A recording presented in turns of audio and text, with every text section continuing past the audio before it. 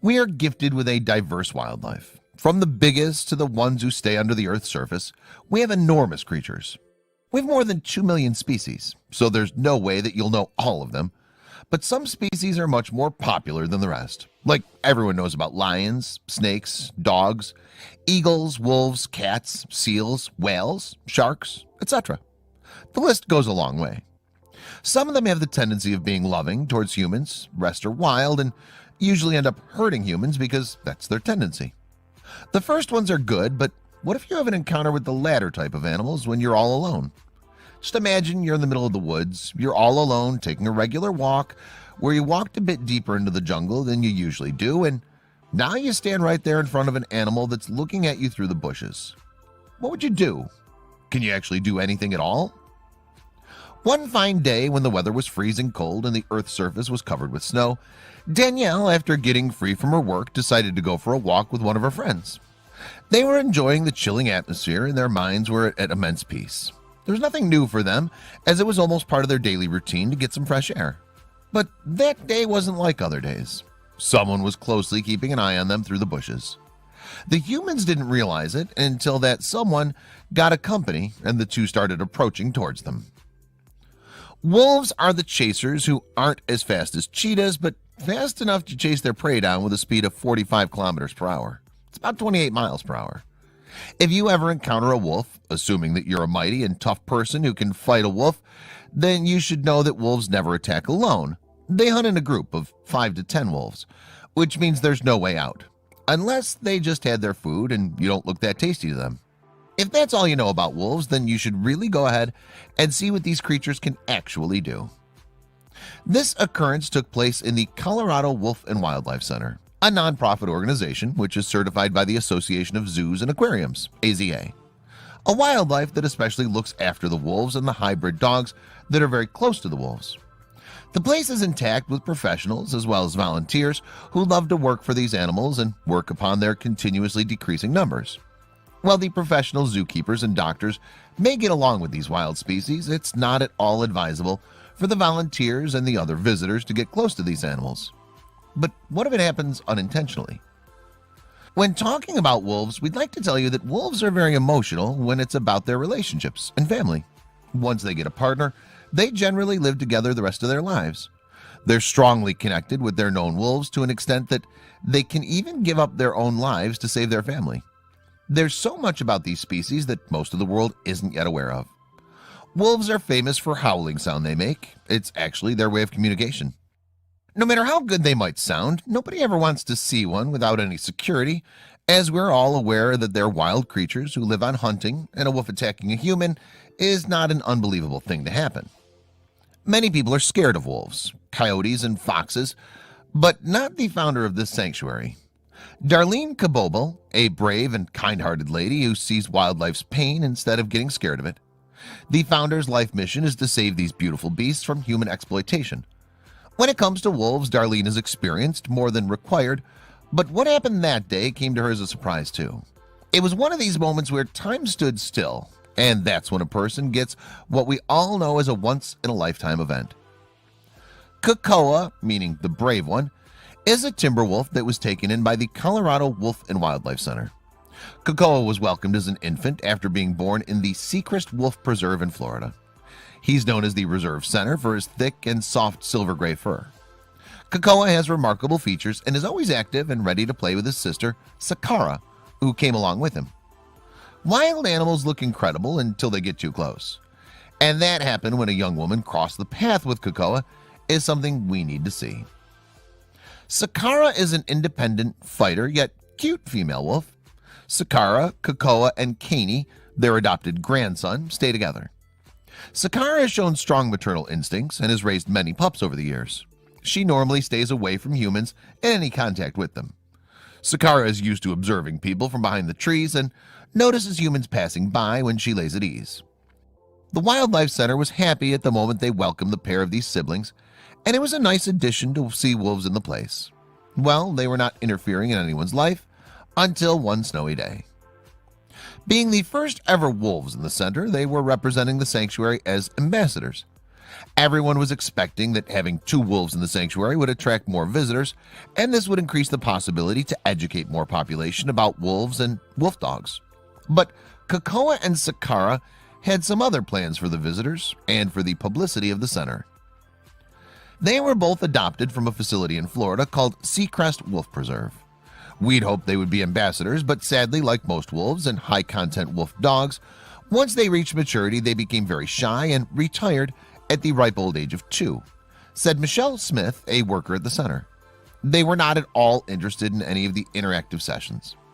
Thus, their caretakers let them wander in the woods without any obstacles. They were free, and so was Danielle. At the age when the wolf's behavior is changing, it could be a very terrifying incident. Danielle, a sanctuary worker, loves wolves, and she's quite fascinated by seeing this change in their personality. She works at the sanctuary as a full-time employee and has always been passionate about her job. She generally gets excited about cutting raw meat for the wolves, and she's always seen doing even the boring tasks with so much enthusiasm. In 1993, Darlene Kabobel from Lake George, Colorado, started this wildlife center when she saved a wolf dog named Chinook.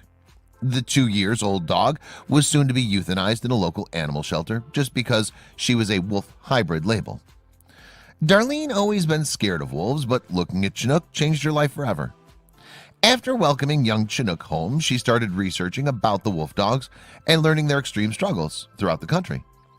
The response she received was much more than anyone ever expected. The first year, Darlene used to get 15 to 20 phone calls on a daily basis from all over the country, as the number of people who wanted to surrender their wolves were too high. That's when she realized that people really need to learn a lot about these species, as people can't take care of their wolf dogs. Out of more than 80% are given in the shelter before they turn 3. The Shelter House and Humane Societies euthanize these young pups in the next 24 to 72 hours. People came to the Wildlife Center offering a helping hand, and that's how they started welcoming volunteers. There's not a day that goes by that I don't feel not only lucky but also blessed to have found and now live at this beautiful, peaceful location to provide sanctuary for the animals and provide a fun and educational environment to visitors, said Darlene. This wasn't just a concern, but a less-known issue across the U.S. That's when Darlene came in contact with Danielle, a girl who was interested in volunteering for the Wildlife Center, wasn't having the slightest of ideas about the moment waiting on her.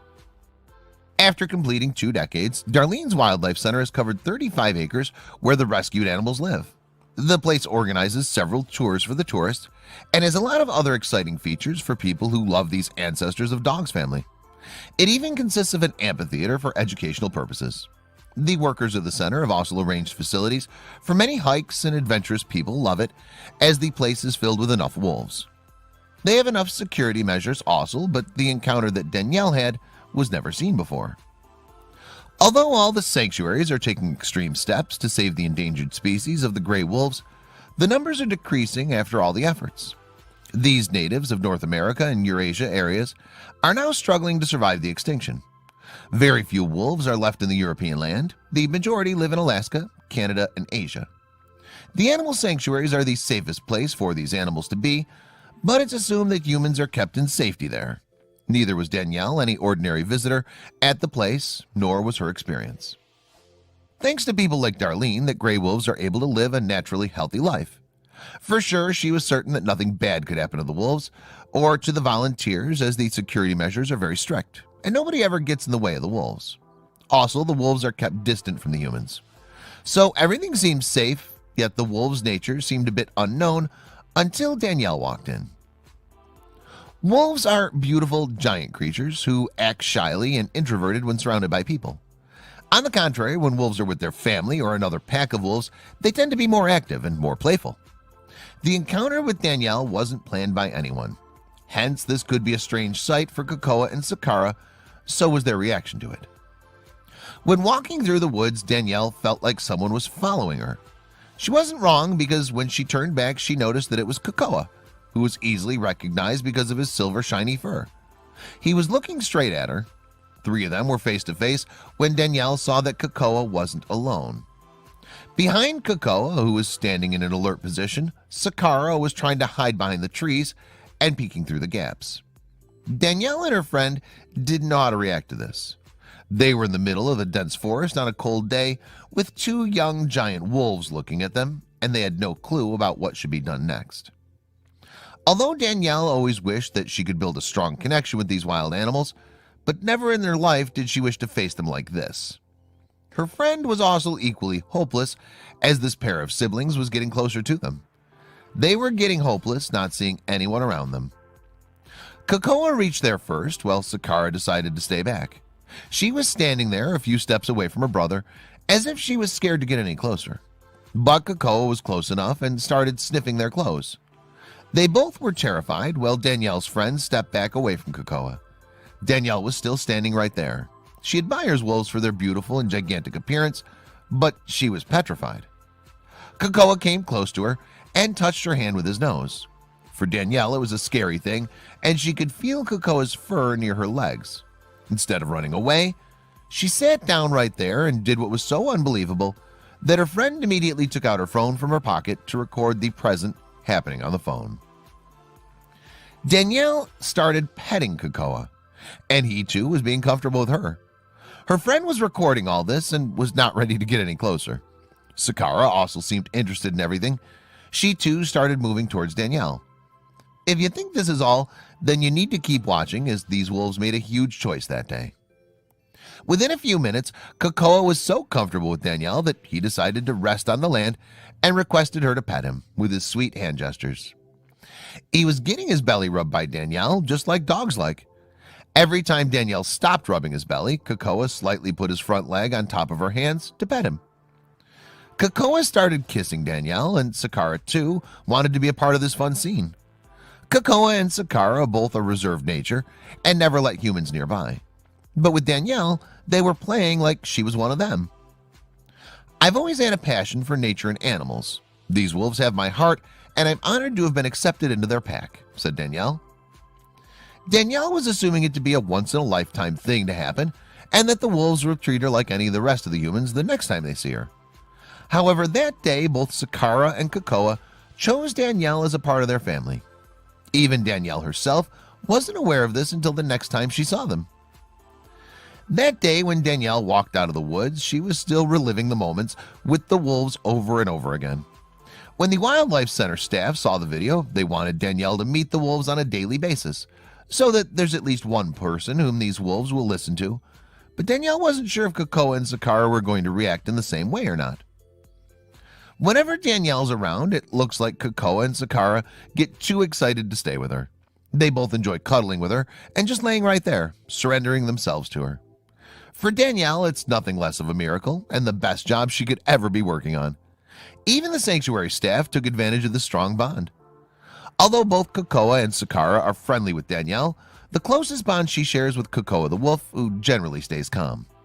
He's seen relaxing, but with Danielle, he's a completely different wolf. He's active, he's playing, and definitely he's enjoying.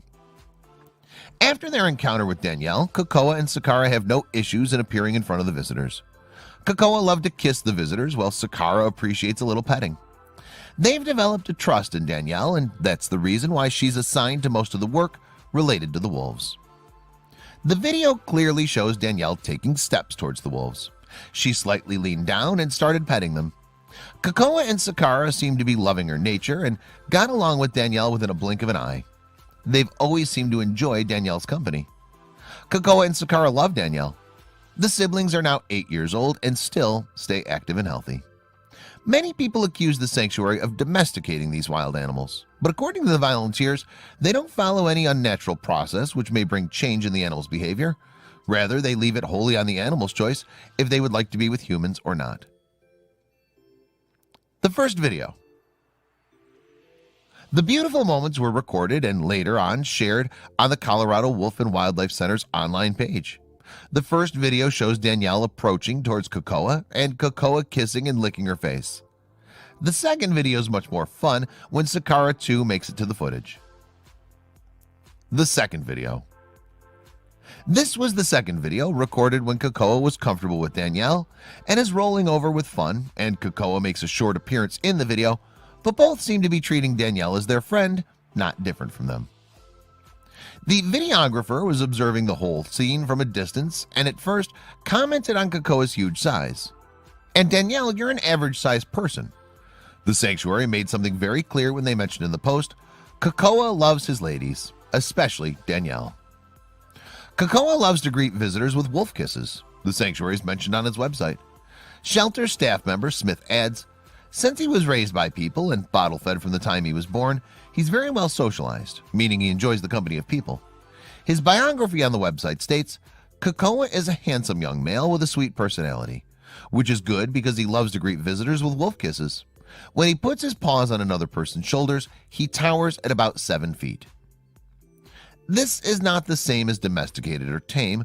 He's still a wild animal, and he does tend to show it when he's around his sister. A wolf in the wild would not act this way, clarifies Smith about the true nature of these animals. Anyway, the video's gone viral and succeeded to increase the number of visitors to the sanctuary. Wolves are one of the very few animal species who survived through the Ice Age and still managed to survive. I wish everyone understood that wolves are awesome and loving, a person mentioned in the comments. While another one went on thanking the sanctuary workers as, thank you for taking such great care and loving these beautiful animals. We believe wolves should be wolves and dogs should be dogs. However, if your intent is to own a wolf dog, you should take full and total responsibility for that animal. The mission is mentioned on the sanctuary's website. Kokoa and Danielle are best buddies. Danielle tries to teach him how to greet people, while he's always in the mood to play.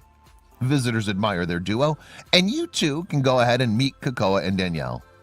Don't forget to share this amazing story of adventure, fear, trust, and love with your friends.